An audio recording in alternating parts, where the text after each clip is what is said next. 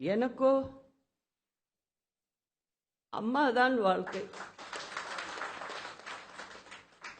அடங்கப்பா, இது உலக நடிப்புடா சாமி. அக்கா கோட்டைக்கு கிளம்பிட்டீங்களா? அக்கா மதிய சாப்பாட்டிற்கு என்ன வேண்டும்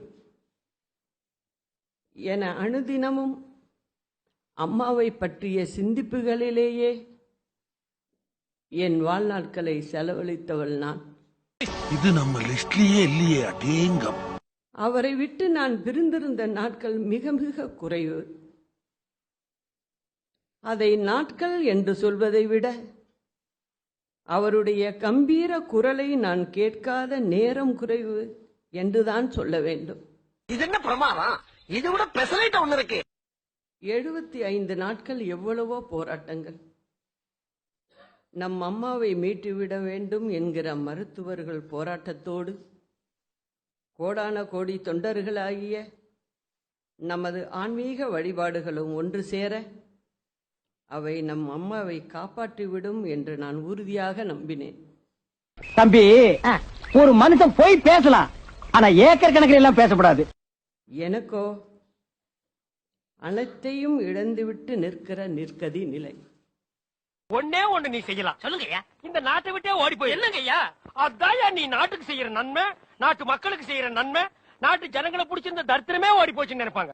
33 வருடங்களை அம்மாவுடன் மட்டுமே என் வாழ்நாட்களை கரைத்துவிட்ட எனக்கு இந்த இடம் தான் தெரியலிங்கான இடம். மனசை தேத்திக்கங்க, பயந்துராது. எப்படி இருக்கும் என்பதை வார்த்தைகளால் விவரிக்க முடியாது. மாமா, மாமா,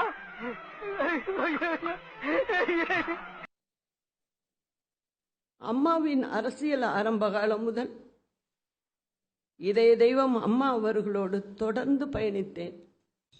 இதெல்லாம் குரங்கு பார்த்துச்சுன்னா அவமானத்துல சூசைட் பண்ணி தொலைஞ்சிருமே.